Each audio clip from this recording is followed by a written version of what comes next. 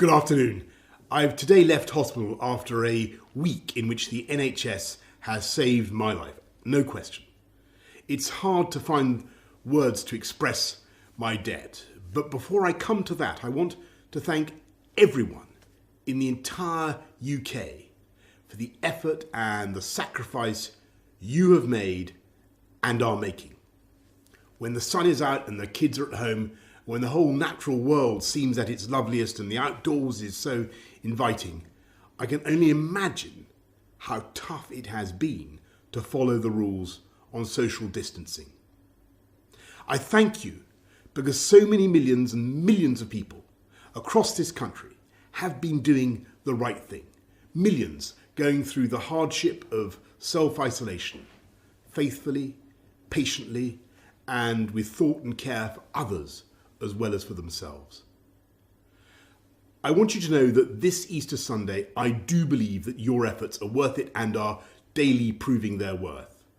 Because although we mourn every day those who are taken from us in such numbers, and though the struggle is by no means over, we are now making progress in this incredible national battle against coronavirus. A fight we never picked against an enemy we still don't entirely understand. We're making progress in this national battle because the British public formed a human shield around this country's greatest national asset, our National Health Service. We understood and we decided that if together we could keep our NHS safe, if we could stop our NHS from being overwhelmed, then we could not be beaten, and this country would rise together and overcome this challenge as we have overcome so many challenges in the past. In the last 7 days, I have, of course, seen the pressure that the NHS is under.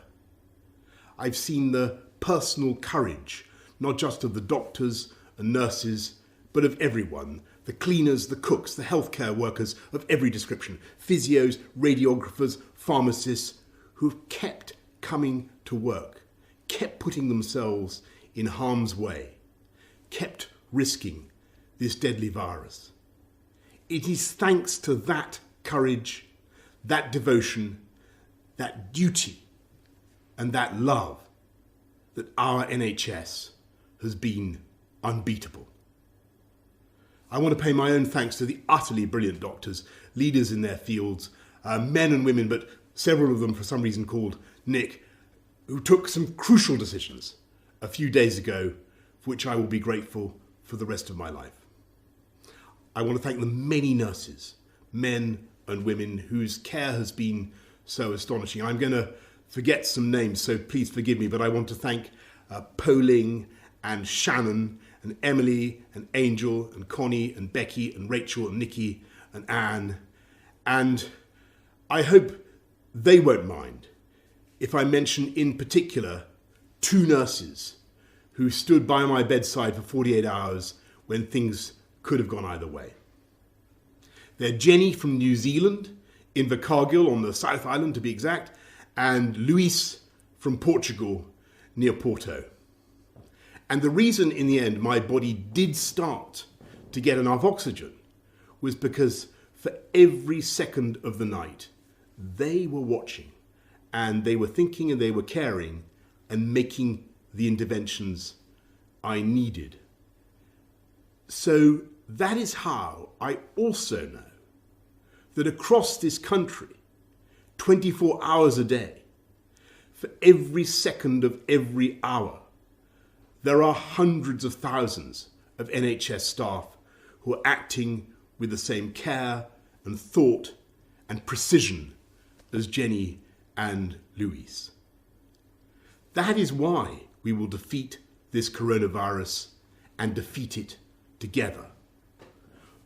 We will win because our NHS is the beating heart of this country. It is the best of this country. It is unconquerable. It is powered by love. So, thank you from me, from all of us, to the NHS. And let's remember to follow the rules on social distancing, stay at home, protect our NHS, and save lives. Thank you, and happy Easter.